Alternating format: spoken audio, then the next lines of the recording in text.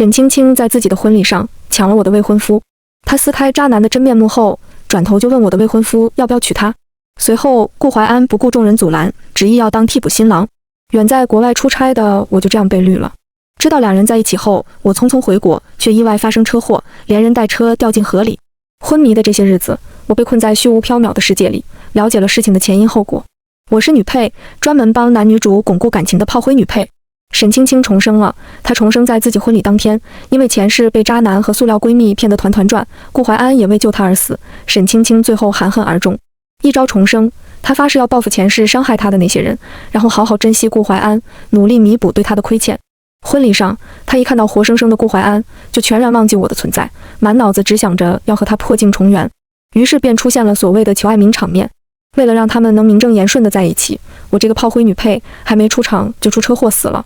沈青青蠢死的那一世，我作为商界的女强人，虽然一辈子没结婚，但也安享晚年。没想到因为她重生，我得早早下线。按照小说的发展，我死后，顾怀安跟所有人说，他和我已经取消婚约，他并不喜欢我。我那个对沈青青一往情深的亲弟弟，怕他被诟病，也帮着说谎话。尘埃落定后，他来到我的墓前，哭着求我原谅他。沈青青彻底放下芥蒂，和顾怀安疯狂虐渣，然后过起了恩爱日子。而我这个炮灰女配自此完成任务，彻底消失在所有人的生活里。知道自己的命运这么悲催后，我忍不住骂街。这么没脑子的女主居然也能重生，还能凭着抱大腿的心思成为人生赢家，这是把读者当傻子吧？许是老天爷感受到了我的怨念，让我在这场车祸中奇迹般的醒过来。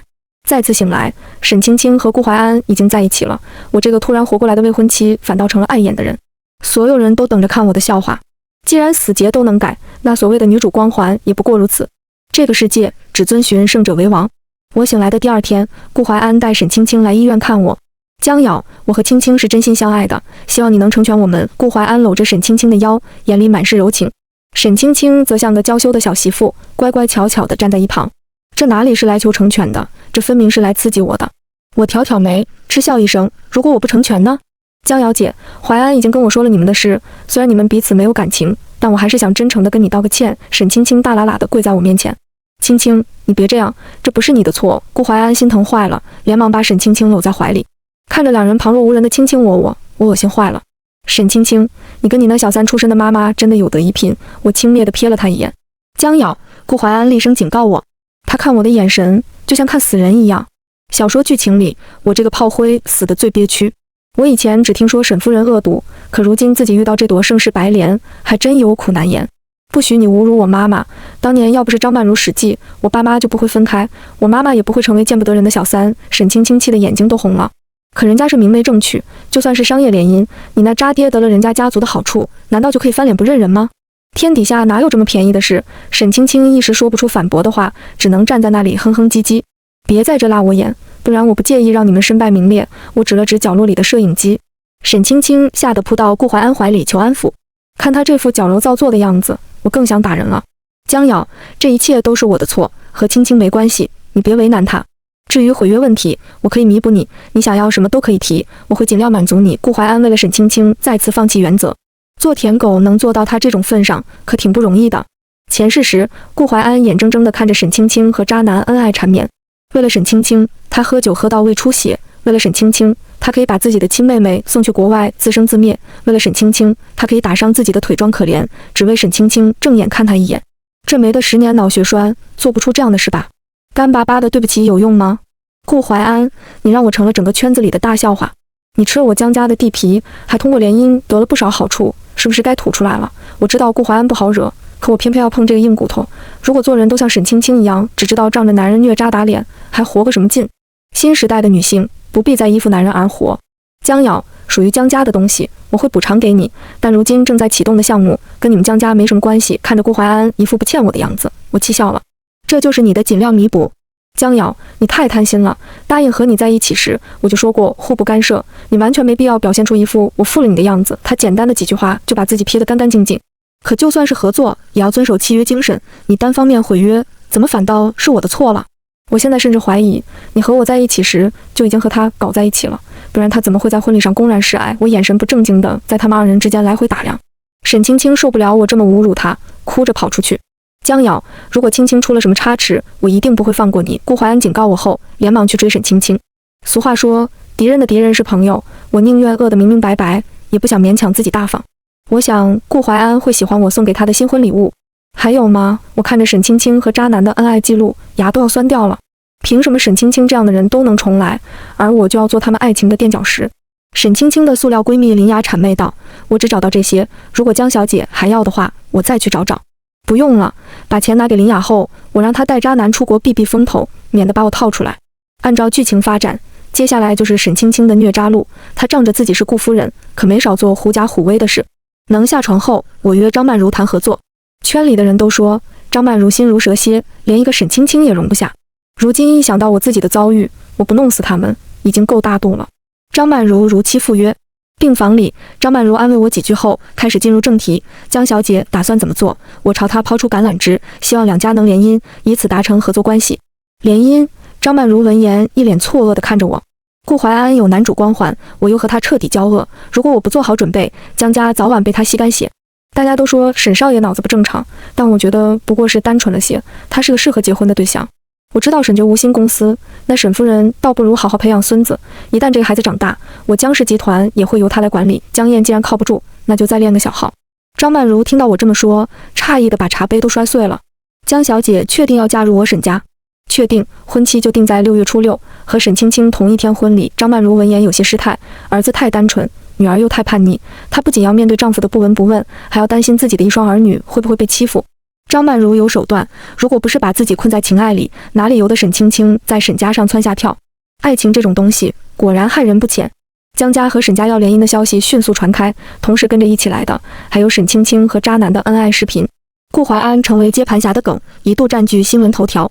姐，沈青青的视频是不是你干的？江燕闯进病房，不由分说地质问我。我看着这个脑残弟弟，想到他就是暗恋沈青青的深情男三，恨不得把他赶出家门。我放下文件，抬头看着他，你这是在质问我？姐，你和顾怀安只是商业联姻，如今他也赔偿了我们江家，你何必死咬不放？我拿桌面上的水果直接朝他扔去。蠢货，我看你连白痴都不如，这二货只看到赔偿，却看不到顾怀安的狼子野心。沈青青受了委屈，他怎么可能会善罢甘休？所谓的正义不过是由胜利者书写的。在顾怀安眼里，我们这些伤害沈青青的人，可不就是恶毒的人？姐，看在我的面子上，你就别为难青青了。江燕跟我装可怜。父母车祸去世后，我和江燕相依为命，她说过不会让我难过，可如今为了一个沈青青，却要委屈我这个姐姐。江燕，你要为了一个朝三暮四的女人为难姐姐吗？你记不记得，你曾说过不会让任何人伤害我，可是你现在在做什么？我的话让江燕羞愧难当。姐，我疲惫地揉了揉眉心，你回去吧。如果再让我知道你和沈青青纠缠不休，我就当没你这个弟弟。剧情里我死后，江燕被沈青青和顾怀安设计，我辛辛苦苦打拼下来的事业被顾怀安收入囊中。如果江燕再执迷不悟下去，那这个弟弟不必再要了。婚期将近，我每天忙得不可开交，婚礼全是张曼如筹备的。她的手段也厉害，怕自己的儿子成为大众议论的焦点，她把矛头指向了沈青青。这段日子，光是她和前夫哥的爱恨纠葛，已经闹得满城风雨，更何况她在婚礼上公然抢别人的未婚夫。婚礼前，我和沈家人坐在一起吃了顿饭。饭桌上，我那所谓的公公怕沈青青受委屈，打算帮我们改婚期。不可能，婚期必须是6月初6，毕竟江家这边的亲朋好友已经通知，到时候媒体朋友也会来。我瞥了闷闷不乐的沈青青一眼，然后给身旁一直不出声的沈觉夹菜。谢谢。沈觉转头跟我道谢，他的眼睛很干净。不客气。沈父看到我这样，不由得皱紧眉头，他不敢得罪我，只能把气撒在沈觉身上。阿觉，你怎么能让江小姐照顾你？你真的太不懂事了。沈觉不出声，显然已经对这些话免疫了。伯父，阿觉这样就很好，以后是我俩过日子。说实话，你有点指手画脚了，我的话让在座的人都变了脸色。失了面子的沈父闻言，脸色阴沉的厉害，他刚想反驳，又被我打断。我不知道伯父为什么不喜欢阿觉，但伯父要想清楚什么最重要。为了一个上不得台面的私生女，让沈江两家都不开心，伯父确定自己能承担这个风险吗？沈父哑口无言，而沈青青眼里满是恼意。小说里是沈青青央求顾怀安帮忙，才让沈家度过这次危机，而这也是张曼如后面被公司董事架空的主要原因。吃完饭后，沈青青哭着离开。如今的靠山成了顾怀安，他倒是越来越矫情了。因为顾怀安对我这个前未婚妻理亏，没立场横插一脚，所以两家的合作还算顺利。而沈青青因为顾怀安拒绝她的报复请求，这段时间一直在闹别扭。顾怀安这个恋爱脑觉得她娇蛮可爱，可在我看来，这叫胸大无脑，自私自利。转眼就到了婚礼这天，看着酒店里高朋满座的沈家亲戚，我满意地点了点头。张曼如还真对我胃口。顾怀安给沈青青举办的盛世婚礼，还是被我破坏了。沈青青的出嫁很心酸，身边只有沈父一个长辈，伴娘还是花钱租的。沈小姐的人缘居然这么不好，连个闺蜜都没有。我和沈心怡过来看沈青青的笑话，仗着沈父的宠爱，沈青青什么也不愿意学，跟草包没什么区别，平日又爱玩，身边的人全是狐朋狗友，没一个能拿得出手。没有顾怀安爱她，她什么也不是。江瑶，我都已经说对不起了，你为什么就是死咬不放？沈青青歇斯底里地质问我。我打量着一身镂空婚纱的沈青青，勾唇轻笑。沈青青，有些事不是简简单单的对不起就完了，每个人都要为自己的错误买单，而不是把自己的快乐建立在别人的痛苦之上。今天是你大喜的日子，我可是打算送一个大礼给你的。我让沈心怡控制住她，随后把带来的墨汁泼在她那价值几百万的婚纱上。江瑶，我要杀了你！沈青青疯狂挣扎，无视沈青青杀人的目光，我扬手打了她一巴掌。沈青青，我江瑶从来不是让人随意揉捏的烂好人，你既然惹了我，就要承受被报复的后果。你是顾怀安娇养的金丝雀，可我江瑶不是，我有钱有能力，我甚至可以做顾怀安的对手。沈青青见婚纱被毁，倒在地上哭得梨花带雨。青青，你怎么了？匆匆赶来的顾怀安连忙把沈青青抱在怀里，眼里满是心疼。怀安，你特意给我设计的婚纱被他们毁了。沈青青哭得不能自已。眼见婚礼时间就要到了，我正要抬脚离开，就被顾怀安抓住。江瑶，你太过分了！顾怀安抓着我的手臂，恨不得把我千刀万剐。我哪里过分了？过分的是你顾怀安，你表面说要弥补我，可背地里却在抢我江家的生意。你甚至设计江燕，让她与我离心。既然你不让我好过，那我也让你们尝尝自己种下的恶果。我注意到躲在角落的江燕，寒心离开。早在1周前，欺骗沈青青的渣男就回国了。比起和他们争这些，这3人更适合狗咬狗。婚礼上，我看着面无表情的沈觉给我戴上戒指，觉得有些不真实。虽然我和他没有感情，但比起身旁空无一人，我好像没那么孤独了。新房里，我看着一幅幅漂亮的油彩画，有些吃惊。沈觉来到我身边，默默无语。这些画很有灵气，我毫不掩饰地夸奖。谢谢。他朝我露出一个浅浅的笑容，梨涡若隐若现。大家都说沈觉不正常，如今一相处，我才发现他只是闷而已。他在艺术方面有很高的造诣。小说里，沈父应该是拿了沈觉的作品去招摇撞骗，才会成为著名的油画大师。新婚夜，沈觉怕唐突我，独自在沙发上睡了一晚。第二天醒来，沈青青前男友大闹婚礼的视频被挂在热搜上。视频里，渣男深情告白，还一一列出这几年他们俩做过的事，简直恩爱又缠绵。我看着视频里顾怀安越来越黑的脸，忍不住笑出声。这时，沈觉刚好从浴室出来，我抬头望去，就看到他不好意思的眼神。我一时反应不过来，笑着摸了摸自己的脸，怎么了？没事，他说完就走出房门。餐桌上，大家都在安静地吃早餐，可沈父坐不住了。他指责我昨天不该把沈青青的婚纱弄脏，害她穿了一件不合适的婚纱举办婚礼。我看着一旁默默吃饭的张曼如，无语道：爸，你明明知道婆婆膈应她，我也膈应她，你一大清早的提她干嘛？你混账！沈父拍桌大骂：爸，沈青青害我成为笑柄，我只是反击回来，怎么就混账了？况且我不是你们沈家随意揉捏的小媳妇，咱们2家是商业联姻。我一句句的敲打让沈父变了脸色，他放下碗筷，脸色阴沉的出门了。嫂子，你好厉害，连爸爸都敢顶嘴。沈心怡眼里再也没有对我的轻视。心怡，男人是靠不住的，你能依靠的只有自己，当自己足够强大，他们连狗屁都不是。我这番话表面是说给沈心怡听，其实是让张曼如明白，别为了所谓的情爱活得那么卑微。我越说越起劲，身旁的沈觉突然起身，只把我吓个半死。哥，你去哪儿？回房画画。沈觉瓮里瓮气地回答他。看着他离去的背影，我一时摸不着头脑。很快就到了沈青青回门的日子，他一脸笑容地挽着顾怀安的胳膊进来，眼神里透着丝丝春意，可见顾怀安真的很宠他。爸，我好想你。沈青青旁若无人地对着沈父撒娇。她以前对我那婆婆还会做表面功夫，可自从和顾怀安在一起后，她就没再把沈家放在眼里。似乎在她眼里，顾怀安只要稍稍用点手段，就能把沈家弄破产。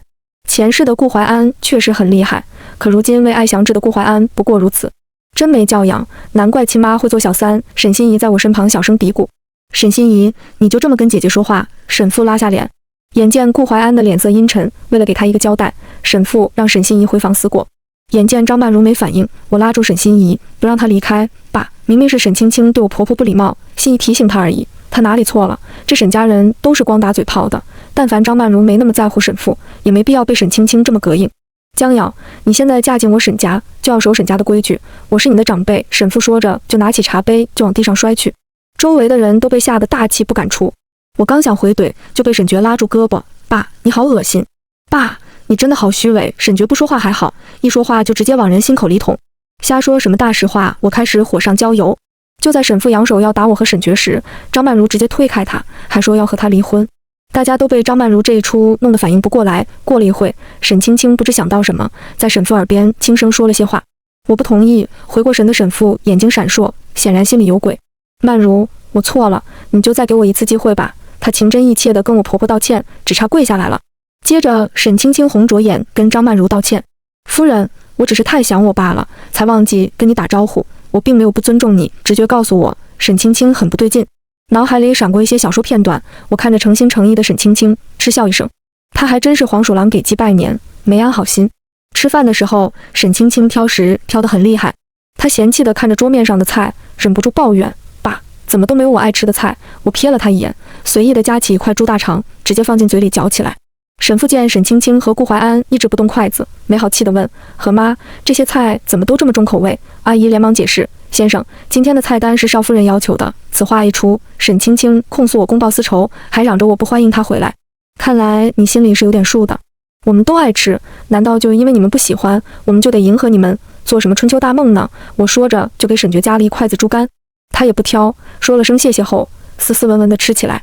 就是你们太矫情了。沈心怡战战兢兢地夹起碗里的蚕蛹，直往嘴里兑。这顿饭沈青青吃得没滋没味，还没等跟沈父说几句话，就闹着离开。顾怀安油腻一笑，搂着沈青青离开。晚上，张曼如让我去书房找她，只说有要事相商。阿瑶，你可知道沈青青今天跟你公公说什么？张曼如眼里闪过片刻的慌张，可见沈父不爱她，她心知肚明。我不知道，但猜也能猜到。公公不喜欢婆婆，但他能昧着良心求你原谅，肯定说明你还有利用价值。眼看张曼如在深思，我不经意道，听说婆婆底下有个很能干的经理。婆婆，你也别怪我多嘴，我之前偶然听说那个经理在京都有一栋价值上亿的别墅，我言尽于此，只希望他能尽快清醒。回到房间，沈觉已经洗完澡出来，我看他还打算睡沙发，觉得自己有些过分。沈觉，你以后来床上睡觉吧。我说完就装作若无其事的样子，淡定地去浴室洗漱。闻到沈觉身上淡淡的檀木香，我失眠了。沈觉，你为什么这么闷啊？我不闷，我只是觉得没必要说那些废话，本以为他不会出声，结果这次居然会反驳了。那你是心甘情愿娶我吗？他们都说你很厉害，有你在，我妈和妹妹也不至于被他欺负得太惨，合着我在他心目中就是个母夜叉。睡觉，我气得转过身，只希望离沈觉远远的。阿瑶，你很好，我是真心想和你过日子的。安静的房间里，沈觉在自言自语，我听着他的声音，迷迷糊糊睡过去。在相处中，我渐渐习惯沈觉的存在，他话很少，但给人的感觉又格外安心。看着默默付出的沈觉，我好像真的捡到宝了。就在我和沈家人越来越熟时，林雅那边出事了。因为沈青青被林雅刺激得一病不起，顾怀安为了帮沈青青报仇，让手底下的人毁了林雅的容貌，还动用手里的权力，让林雅父母一夜之间失去工作。被逼得走投无路的林雅来求我，希望我能给她父母一条生路。你是不是伤害沈青青了？我看着脸上全是疤痕的林雅，有些心惊。顾怀安狠起来也是真狠，我只不过是和他撕破脸皮，骂他蠢钝如猪，骂他是野种而已。这些话不知道怎么刺激到他了，他哭着让顾怀安把我赶走。本以为没事，可沈青青突然陷入梦魇，怎么叫也醒不过来。顾怀安为了帮他报仇，才会这么报复我。林雅凄惨地跪在我面前，希望我能帮他讨回公道。我为什么要帮你？顾怀安的手段这么狠辣，万一我折进去怎么办？劫后余生的林雅连忙说，我有证据，我手里有顾怀安和黑社会交易的录音。当时顾怀安本想把我卖去偏远山区，好在我机灵逃脱，确认录音是真的后，我给了林雅一笔钱，让她带父母去乡下避避风头，等需要她的时候再叫她回来。既然已经牵扯到人口买卖，那顾怀安离去监牢踩缝纫机不远了。就在我忙着找顾怀安的犯罪证据时，许久不见的江燕来找我，他态度诚恳地跟我道歉，还说会帮我管理公司，让我不要太劳累。你到底想说什么？到底是自己带大的亲弟弟？我很清楚江燕有事瞒着我。姐，我想拿回自己的公司股份，想做出一番事业给你看。我静静地看着他，只把他看得心虚起来。姐，可以，但是一旦出了什么事，你自己负责。我不会管你吃，就这样的傻白甜，怎么可能斗得过狡猾的顾怀安？江燕进入公司后，开始培养自己的人，她招了一个很专业的助理，专业到可以跟我手底下的团队相提并论。我能感觉到，在她的蛊惑下，江燕对我的戒心越来越大。有野心没实力，说的就是江燕。一次外出，我在街上遇到了坐着轮椅卖艺的沈青青的前夫哥，他浑身脏兮兮的，有些过路人看他可怜，会扔下一些零钱给他。想到要把顾怀安弄进监狱，我来到他面前，问是不是被报复了。我这一身伤都是顾怀安做的，他为了沈青青，已经变得越来越肆无忌惮。渣男提起顾怀安，还是一脸恐惧。有没有兴趣和我合作？等把顾怀安扳倒后，你就出庭作证，告他蓄意伤人。我看着双腿已经被弄得畸形的男人，感叹顾怀安是真狠。虽然渣男罪有应得，但已经是法治社会的今天，他没资格这样做。渣男说出殴打自己的人，我开始派人去查，结果一查才知道，顾怀安跟黑道有很大的利益牵扯。都说上帝使人灭亡，必先使人疯狂。如果不是为了沈青青，他绝不会让自己处于这么危险的境地。这沈青青也不知是他的恩赐还是劫。渣男绿茶都被报复后，这次顾怀安把矛头对准江氏集团，他的野心昭然若揭。书房里，沈觉放下笔，一脸担忧地看着我。阿瑶，你不开心吗？看着眼前乖巧的小奶狗，我起了调戏的心思。我在外面被人欺负了，我眨眨眼，努力让自己演得逼真一点。沈觉没说话，而是起身拿了一个保险箱过来，他也不打开，就安静地把钥匙递给我。打开保险箱，等看到里面的存折金额，我不由得对沈觉刮目相看。你哪来这么多钱？我那些画赚的。沈觉看向身旁的油画，眼里满是柔和。沈觉是个很有个性的艺术家，在他眼里，这些画就如同他的孩子，他根本就不愿意卖给那些唯利是图的商人。你居然舍得了？如果不是了解你，我都怀疑你被夺舍了。阿瑶，我有钱，所以你不必活得这么累。我以前听别人说，管理一个大公司很消耗心力，我不想你也这样。看出沈觉是真的担心，我没在乱开玩笑。我没事，只是江燕不太听话，我想好好教训她而已。我戳了戳她的梨窝，不正经地说，笑一个。沈觉闻言朝我扬起一个很大的笑容。以前我总是戳她的梨窝，也不知是害羞还是什么，她总是落荒而逃。可今天她居然会乖乖任我摆布，沈觉是真的招人稀罕。因为我当初的提醒，张曼如开始有了戒心，她不拘多日，总算把挪用公款的叛徒抓了。小说剧情里，张曼如为人强势，得罪了不少人，因为手底下的人挪用公款，还恶意栽赃给她，导致她要面临牢狱之灾。在沈父和顾怀安一系列操作下，张曼如平白无故地坐了20年的牢。大仇得报的沈青青还特意去监狱看她的笑话。儿子被迫成为沈父的傀儡，女儿又被强制送出国，出狱后的张曼如可谓孤苦无依。阿瑶，你怎么了？张曼如拿手在我眼前晃了晃。我回过神，看着眼前雷厉风行的女强人，笑着说，婆婆，你最近好像变了一个人。我是看到你和阿珏的相处，才渐渐想通的。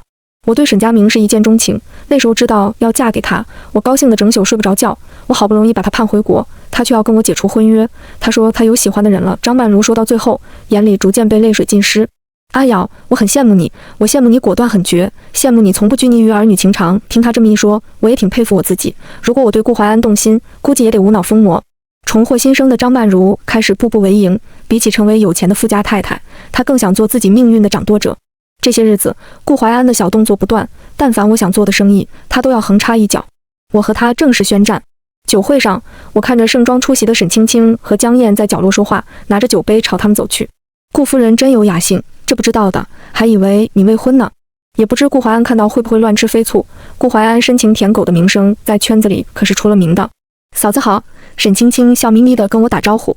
可别，我可不是你嫂子，我小姑子是沈心怡，像你这样的，我实在没脸和你扯上关系。姐，你别这样。江燕觉得我在为难沈青青，脸色有些难看。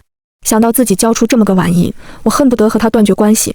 闭嘴，你跟他扯在一起，也不怕别人戳你的脊梁骨。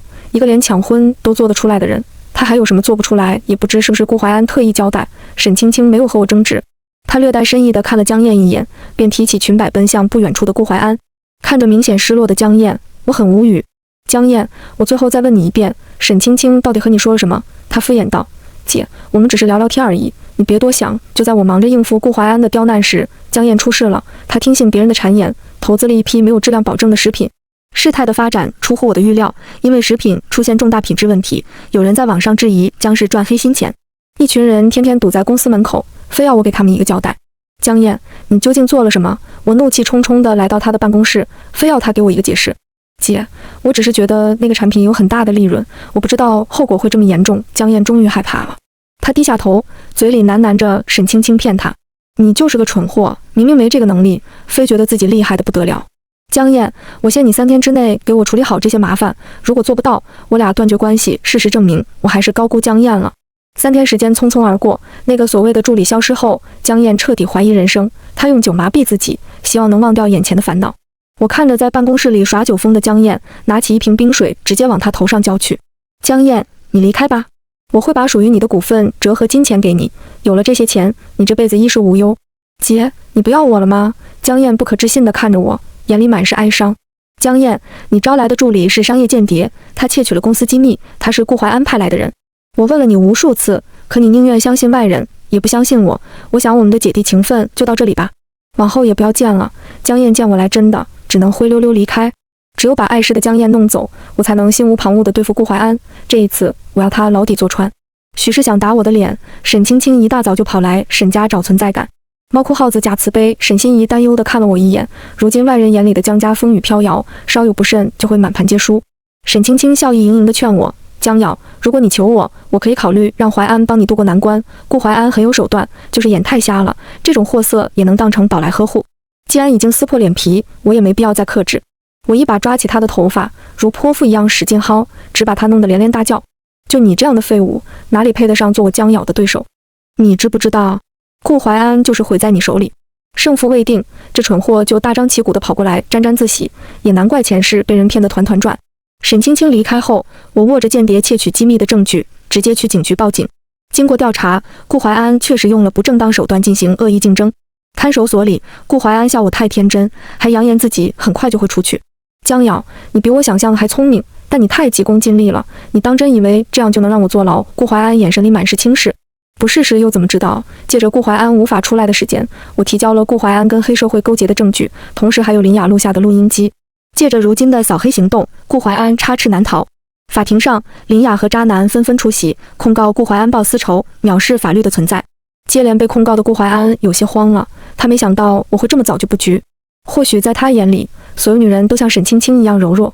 只能说顾怀安轻敌了。数罪并罚的顾怀安被判了20年有期徒刑。听完宣判后，沈青青闹着要上诉。在他眼里，顾怀安的结局不该这样。青青，你别难过，我已经帮你安排好了后路。我进去后，你要好好生活。顾怀安已经爱沈青青入骨，他得到了沈青青的爱，却因为沈青青失去了自由。只能说恋爱脑真的可怕。刚走出法院，失去理智的沈青青就大骂我恶毒，还诅咒我没有好下场。我有没有好下场不知道，但是顾怀安一定没有好下场。沈青青，你才是害他坐牢的罪魁祸首，自以为重来一次就是老天爷亲闺女，他只想着要报复害他的人，却偏偏没脑子，才导致顾怀安做事越来越狠，以致走到触犯法律的地步。没有靠山的沈青青来找沈父帮忙，可他不知道沈父如今也自身难保，他再也拿捏不了张曼如。再次经历前世的孤立无援，沈青青彻底疯了。为了弄死我，他直接开车朝我撞来，我刚侥幸逃脱，他又接着撞上来。因为控制不好方向盘，他连人带车撞上石柱，整个车身直接报废。医院里，我看着昏迷的沈青青，感叹她活了2世还看不清。因为故意谋杀，沈青青也进监狱踩缝纫机了。如今解决了心头大患，我开始考虑和沈觉的婚姻。当初和沈觉结婚确实是为了利益，可经过相处，他确实是个适合搭伙过日子的对象。或许我可以尝试过不一样的人生。5年时间匆匆而过，沈父2年前意外中风，现在行动不便，身旁只有一个保姆照顾他。沈心怡出国追逐梦想，张曼如也顺利坐上沈氏集团的第1把交椅。大家都在努力过好自己的小日子。我看着眼前要换尿布的小奶娃，有些无从下手。沈觉，你快来！过了一会，沈觉拿着一包专用湿巾过来，他接过小孩，熟练地给他擦屁股、换尿布。跟沈觉这个专业奶爸不同，我自从生下沈南河，就直接投入工作中，很少给他弄这些。沈觉，我这个当妈的是不是有点不太称职啊？眼见帮不上忙，我尴尬地摸了摸鼻子。没有，他捏着沈南河的小手，笑着说：我很喜欢现在的生活，你只要做自己想做的事就好，家里有我。沈觉的话越来越值钱，因为不想让外界打扰自己的生活，很少人知道他的真实身份。这几年，江燕去了国外，因为对我有愧，他一直给沈南河寄各种东西。沈觉问我会不会原谅他，我笑着摇摇头。从一开始，我就对江燕失望了。作为姐姐，我很称职，但是他作为弟弟，却伤透了我的心。我如今已经有了自己的生活，他的愧疚于我而言毫无意义，生活还在继续，大家都该往前走才对。